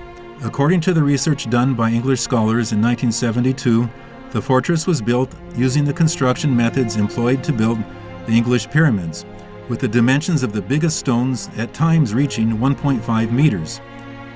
A tower with a height of 28 meters has been preserved. The fortress used to be the residence of the Latin Patriarch of Antioch. The Mamelukes conquered the fortress in 1268. Visitors are quite impressed by the ruins. The fortress is the silent witness of the glorious times of the Crusader state of Antioch.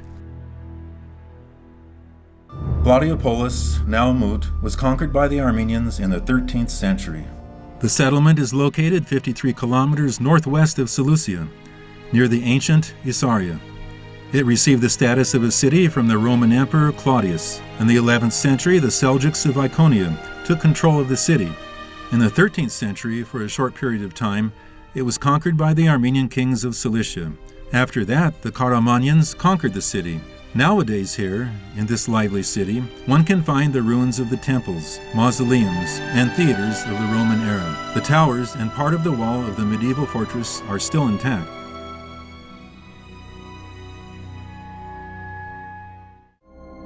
Levon II, in spite of his sympathies towards the Franks and his strong feelings about Antioch, entered conflict with Prince Bohemond III of Antioch. As always, an apple of discord was the fortress of Bagros, and if you remember, Bagros was the entrance to Antioch. Whoever ruled Bagros would rule Antioch, and therefore the defense of the country and control over duties received from trade passing through the country. It is a strong fortress, surrounded by 3 well-fastened walls with defensive towers.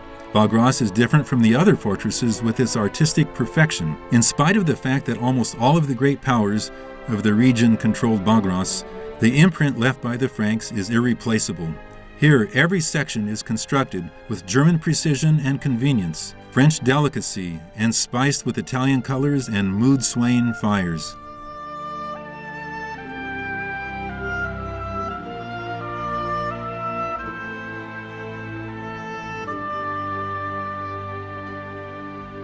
While still young, Levon was well known as a heartbreaker, and was able to play that game and captivate Sibyl, Bohemond's third wife. In 1194, Sibyl, whose soul was ripe for betrayal, became close to Levon the Great, the Armenian prince of Cilicia.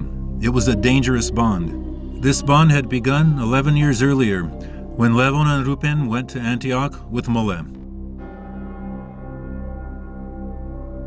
It was this meeting that started everything.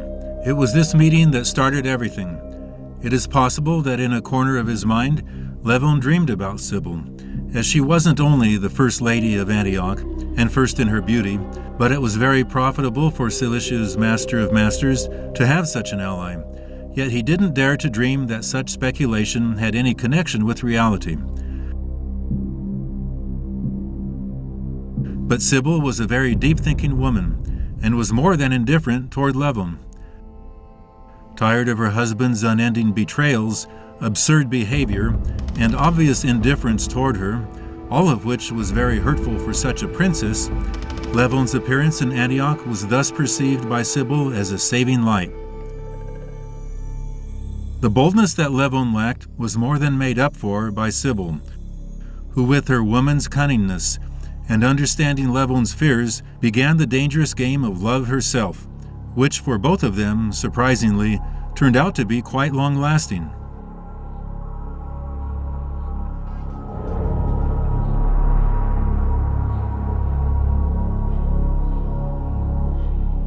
But if Levon thought that this would be some quick-ending love story, it became clear that he was mistaken, as Sibyl dedicated such passion to her belated first love that it began to even frighten Levon. That activity was already taking the form of political betrayal.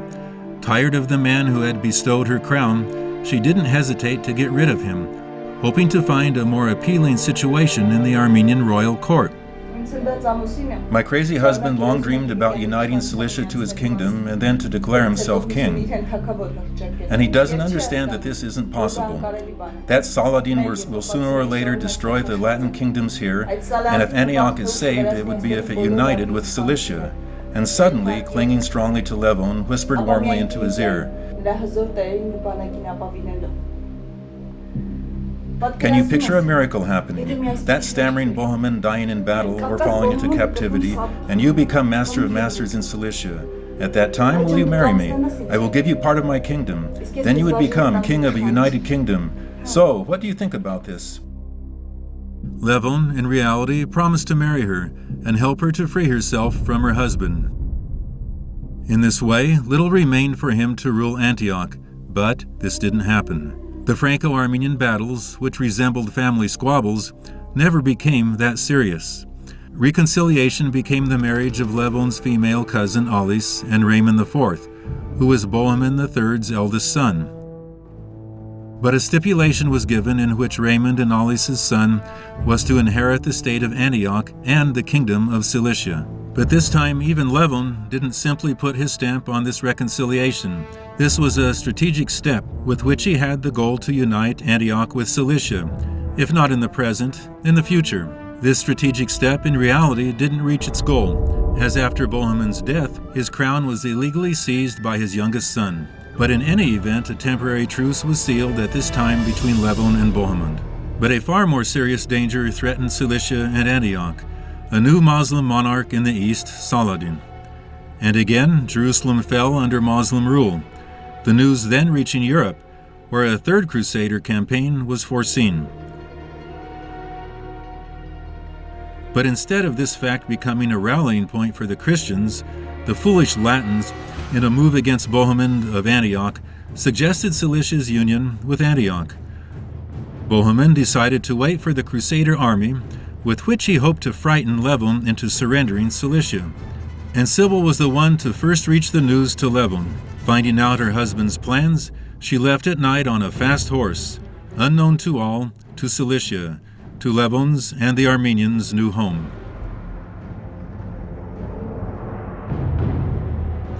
Since the woman was smarter than her husband and understood that if Bohemond continued his short-sighted politics against Levon and Cilicia, that this would definitely result in the collapse of Antioch, if not by Levon's hand, by Saladin's, who wouldn't pass up on the opportunity.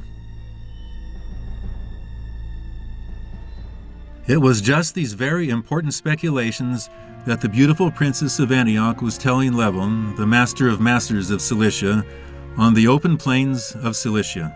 But during the entire course of her life, Sybil couldn't forget Levon's charm and stayed his loyal ally, forgetting, of course, that she was Princess of Antioch. "I have always known that you were 10 times smarter than your husband." And finally, the Third Crusader campaign reached the east. Levon II, the greatest representative of the wealth of the Ruthenians, received the Crusaders and their leader, Frederick Barbarossa, who had entered his country, and offered all his capabilities to them. When the German emperor and the leader of the campaign, Frederick Redbeard, neared the Armenian territories, Levon sent gifts and plentiful provisions with a delegation made up of several princes, accompanied by an armed detachment. With German discipline, and ready to begin the Holy War, the huge army arrived at the gates of Syria. The army was led by the most powerful monarch and strongest political activist of the time, Frederick Redbeard Barbarossa. This literally put the Mohammedans in terror. Levon immediately understood that this was the right time to settle the question of Cilicia's status. And for that, there wasn't a better tool than the German-led Crusader campaign sent by Europe, which was like a gift to Levon. To intensify Islam's terror, Levon and the Catholicos had already reached the palace of Nur ad-Din's successor as monarch of Aleppo, Saladin, with several expertly written letters. At first glance, the purpose of the letters was to warn Saladin about the approaching danger, but in reality, Levon's purpose was to psychologically pressure Saladin, discouraging him before the war. This crafty step completely served its purpose. The Arab historian Abu Fedan had this to say: "News spread that the king of the Alamans, in other words, the Germans, was approaching with an army of 100,000. Even though the army's size was actually 40,000, it is possible to say that Levon's cunningness had played a part. People were so discouraged by the fame of this invasion that they had no hope that anything would remain of Syria." When Frederick Redbeard arrived in Syria, Muslim fear was such that they hurried to abandon Saladin's most worthy conquest, the fortress of Bagras, which had always been an object of dispute between the Armenians and the Tajaragans due to its military importance, since it was the entry to Syria from Cilicia's direction. But due to a terrible tragedy, all of these efforts were in vain, and the campaign remained half-finished. The German emperor drowned while crossing the Kalykadnis River. Redbeard's death left a huge imprint on the Armenians, and was an especially harsh blow for Levon. During Redbeard's time, hope had been awakened in Levon to receive such a coveted crown. Frederick had promised to bestow the royal crown on Levon, which had been sealed in golden letters. After he died, Levon insisted that this promise be realized, but the German leaders refused, announcing, since the emperor had died, they cannot carry out this order. The death of Frederick Shigamoris took place near the city of Cilicia, in the river Kalykadnis, exactly where the city is found. Cilicia was the center of the province of Isauria. In the 4th century BC, the city was built by Celius I Nicator. 3 centuries later, the Romans took control of the city. In the 12th to 13th centuries, the city passed from Byzantine rule to become part of the Armenian kingdom of Cilicia. King Levon II authorized Shahanshah, king of Sassoon, to rule the city. In the 13th century, the city was ruled by the Hospitaller Knights Order. An antique fortress has been preserved in the city. A giant made of white marble stands exactly in the city center.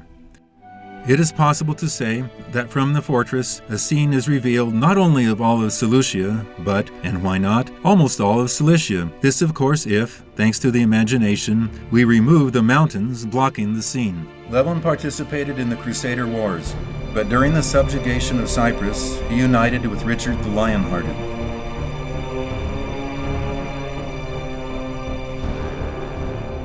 Even though Levon I wasn't able to reach his goal, to rule Antioch or at least establish a monarchy, his position, nevertheless, was stronger than before, and with new energy began the work of attaining the royal crown.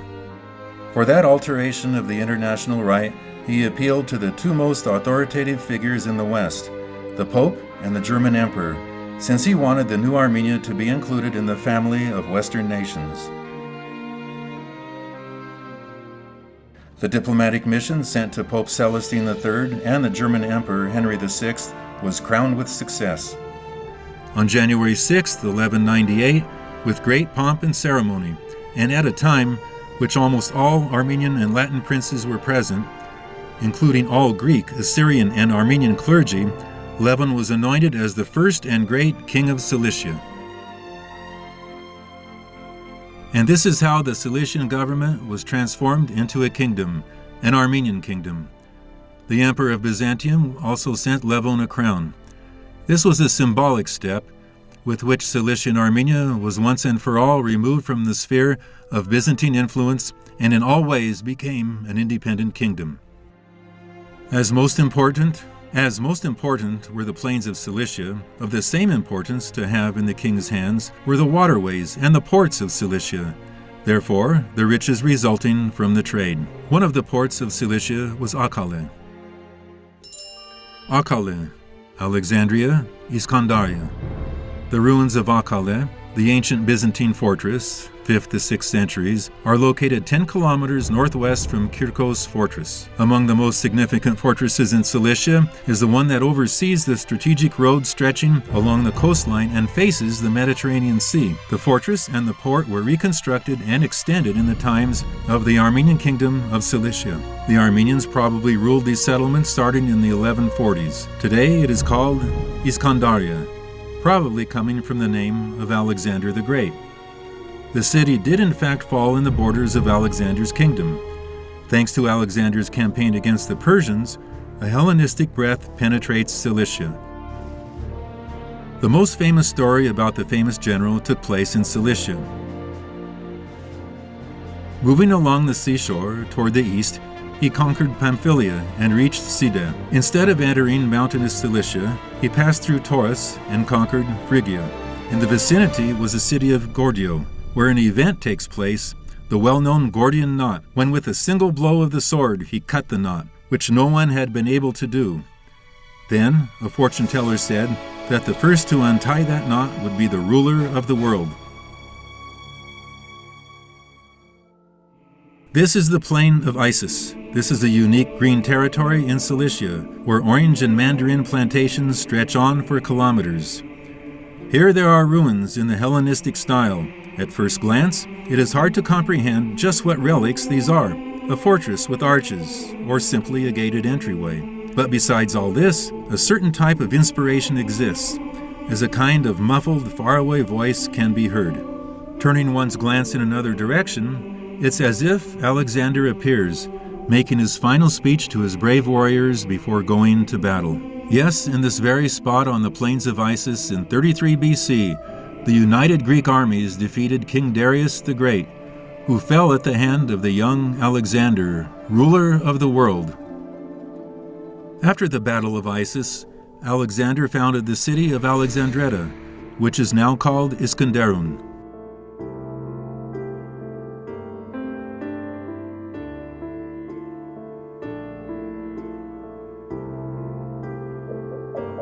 We are now leaving the Macedonian, Alexandretta, and the plains of Isis, and returning to the ports of Cilicia.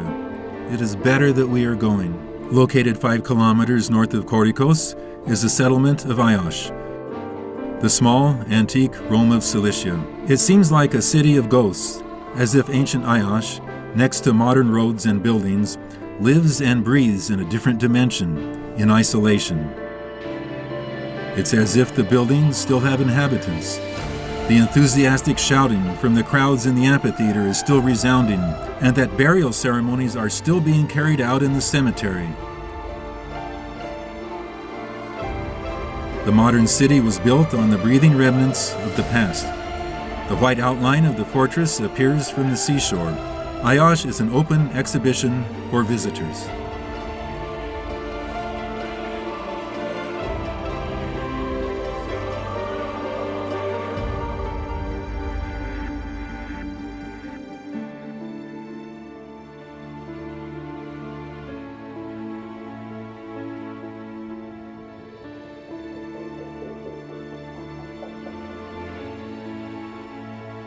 The cities of Rhet and Iasus are practically in the center of where the roads come together. After talking this much about the harbors of Cilicia, I want to sit on a ship, and on our ship of hope from Cilicia go toward the open sea of Cilicia.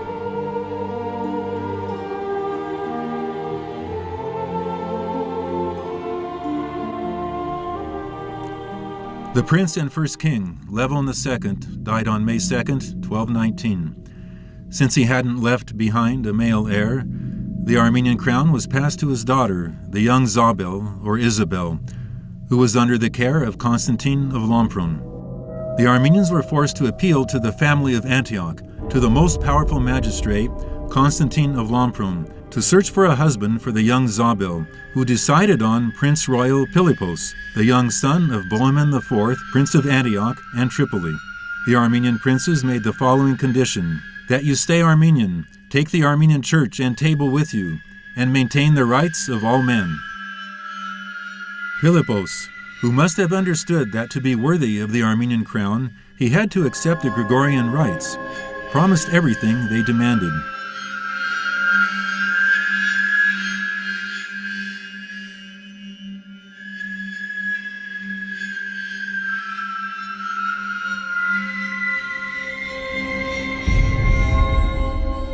He went to Sis, married Zabel, and in 1222 was recognized as king. But before much time had passed, doubts arose that he wanted to make the country more French. After becoming king, Philippos no longer treated the Armenians as a worthy race. He called them peasants, not soldiers, didn't sit at their tables, and only after 10 knocks on the door would he let them enter.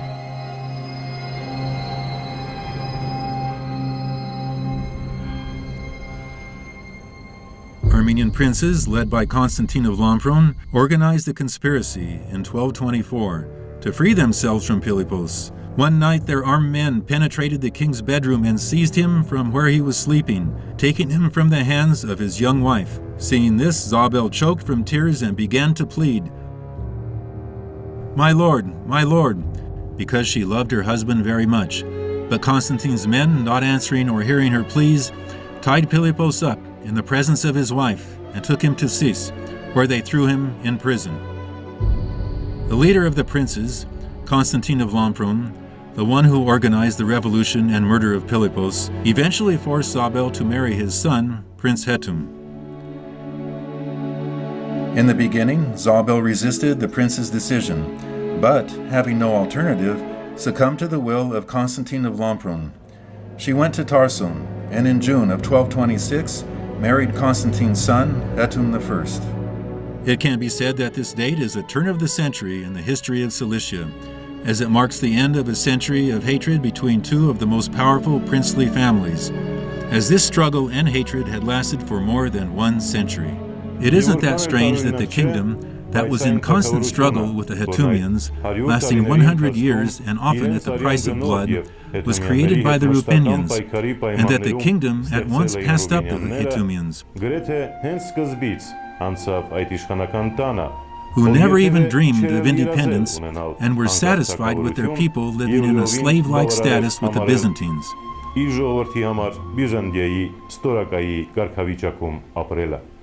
The Ruthenian princely family, which created Cilicia as a kingdom, was lucky enough to give only one king to the country of Cilicia, as basically all of the kings were sons of the Harutyunyan family.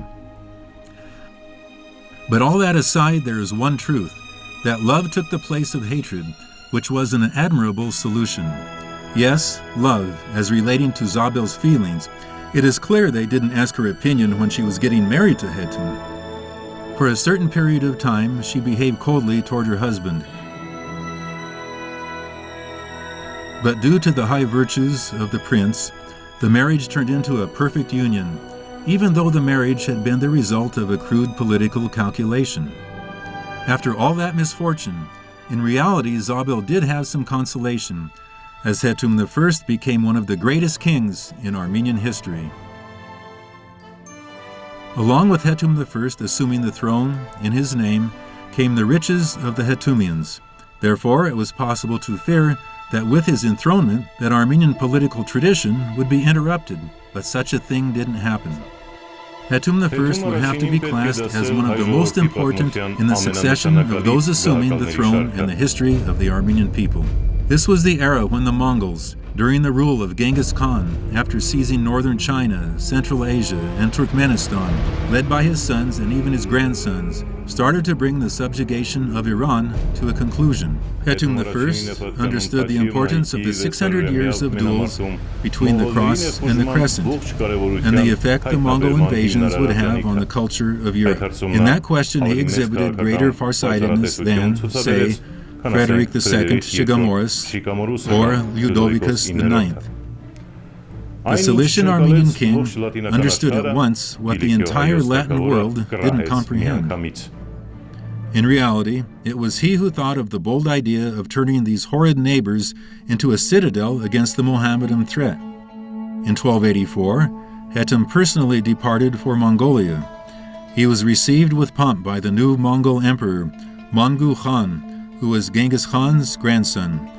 Hetum received himself as a vassal of Khan, and in return, Khan took on the protection of the Armenian kingdom and Armenian church. The Compact Treaty, which he sealed with the Mongols, assured the existence of the Armenian kingdom for nearly 3/4 of a century. The victory that the Mamelukes gained over the Mongols a few months before left Armenia hanging in the air and in a dangerous situation, in the role as a target of revenge for the Mamelukes.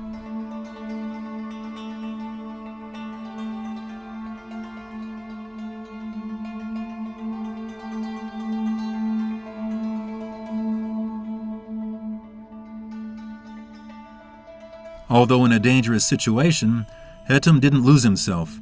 He immediately counteracted, and using the Latin world, tried to arrange an economic blockade of the Mamelukes of Egypt, which could have brought the powerful state to its knees. The remarkable plan, which had long since passed its time, could have suffocated the Delta if used logically.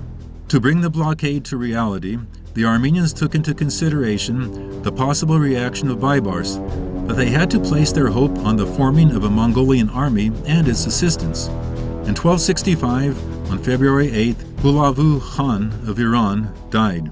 It is true that Hulagu's son, Abagha, the new Khan of Iran, was partial toward the Christian community, as his father was, but unfortunately, for the next few years, which were decisive times, Abagha was paralyzed by attacks by Khans of his race from southern Russia who had accepted Islam.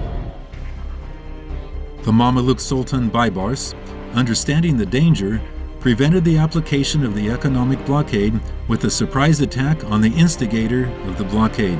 The Armenians, under the command of Hatem's sons, Princes Levon and Toros, tried to prevent the enemy from entering Cilicia, but Baibars demolished the Armenian army. The aggravating thing was that the Armenian monarch's hands were tied again. During the course of their invasion, the Mamelukes had taken Hatem's son, Prince Levon, into captivity, and his brother, Toros, was killed. To obtain Levon's freedom, the king was forced to surrender several of his most important territories to the government of Cairo. These were the keys to small Armenia, and in this way were passed into the hands of their traditional enemies. That treaty, which was signed in the end of May in 1268, in fact wrecked the Armenian kingdom of Cilicia, cutting it off from its Frank and Mongol allies. For that price, Hatem was consoled by seeing his son again, but psychologically he was destroyed, seeing the collapse of his work. In 1269, he passed the throne to his son, Levon III, and leaving government, became a monk. The failure of the Armenian monarch at the same time became the failure of the Crusades in all of Europe. In the Christian environment of the time, Hatem was a head higher than the others. In his calculations, he could see, in embracing the huge Asian and Mongol whirlpool, the salvation of the West, but no one understood his genius. The Franks, whom Hatem tried to make more intimate with the Mongols, didn't comprehend what this could mean for them. The Mongols, whom he had been able to make the protector and savior for the Eastern Christians for a period of time, only seeing distrust and enmity from the Latins, turned down that unthankful role. But what does people's ignorance mean? King Hatem I could have been the person who, had the West listened to him, reversed the entire course of history. Bidding farewell to the Armenian king, we are obligated to recognize him as one of the greatest and brightest political geniuses of the Middle Ages. The destruction of the Armenian army, which was the only thing the Franks could rely on, in reality heralded the end of Frank rule in northern Syria, which they still didn't understand. After 1291, when they captured Saint-Jean from the Franks, Acre and the Latin East were tossed into the sea. After that, they had no adversary but the Armenians, and were free to direct all blows against them. This can also be considered the end of the glory and power of Cilicia, as all kings who were to follow Hatem I, in reality, could only try to salvage and maintain Cilicia. And it is clear that when you are always in a defensive position, you aren't able to counterattack as an equal party. And in this condition, it is natural that you cannot have a long life, which what was in store for Cilicia.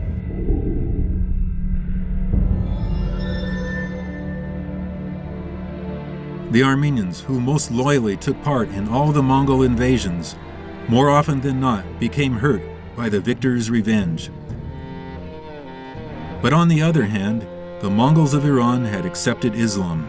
From that point on, they became a much less trustworthy protector of the Armenians. More often than not, the Armenians sought friendship with the Latins by way of the kings of Cyprus, who, for some time, had been the survivors of the glorious past of the Crusaders. In 1322, for the first time, the Mamelukes destroyed Ios, that large city on the seashore, and, as is well known, one of the main centers of trade of the Levant. Destroying Ios, the lords of Egypt assured an indisputable trade monopoly for their country. Ios. There is a city by the sea that Laios described as a great center of trade. It should be known that all spices, silk, and high-quality foodstuffs pass through this city. Traders from Venice and Genoa, as well as other trade centers around the world, came here to make their purchases. And for anyone who had the desire to travel, be it for business or for any other reason, he would start in this city. The activities in Ios were described with enthusiasm in the time of Marco Polo. Ios had just become a large and active center of trade. Ios was one of the 3 ports of Cilicia, and at the time the most important refuge for Christian people from the area. As to the Cilician ports, especially during the time of the strengthening of the Ruthenians, it was as if there was an understanding among the Christians that they would use these ports for their trade. From those times, when these cities, such as Tripoli and Akka, were taken by the Muslims from the Franks, it was rare that the Franks descended on the shores of the port cities of Syria, those held by Muslims. This is the reason they all appealed to Ios, as it was held by Christians. In this way, Ios became a famous port, an important center for traders of the land and sea. But its blossoming lasted barely 100 years, approximately from the middle of the 13th to the middle of the 14th centuries, since the invasions of the Mamelukes held the mark of fate. Ios was mentioned in a number of treaties made with Venice and Genoa. Especially impressive is the preserved sea fortress, which speaks of the city's faded glory. The last Harutyunyan king was murdered, probably because of his being sympathetic towards the Latins. He left no heir. According to his will, the throne of Armenia and the Harutyunyan riches passed to a French family, the Lusinians of Cyprus.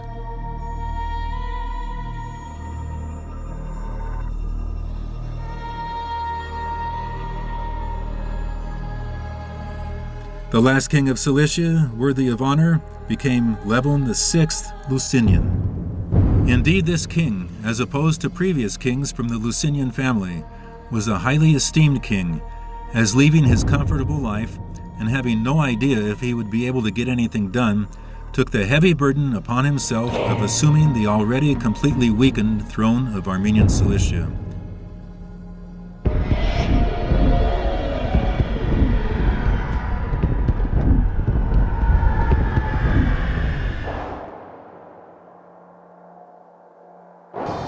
In 1374, he departed for Cilicia and was crowned king of Cilicia in the city of Sis.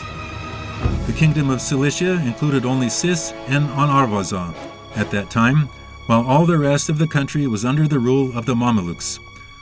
Almost immediately, the Mamelukes surrounded Levon VI in Sis. It was a terrible occurrence, as at the same time Levon was abandoned by all of Christianity, as well as by part of his new subjects. At that point, nobody cared about Armenia's fate. Also facing Levon VI at that catastrophic moment was the danger of desertion by those close to him. But during this time of crisis, he remained true to his calling. Wounded in the face and after a heroic defense, in the end, he was forced to surrender the citadel on April 13, 1375. He was taken to Egypt, and 8 years later, only by way of a ransom, he was freed from captivity and took refuge in France. The last king of the Armenians died in Paris in 1393, on November 29th. Pertaining to Cilicia, it was part of the Mameluke Empire until 1516, when it became part of the Ottoman Empire.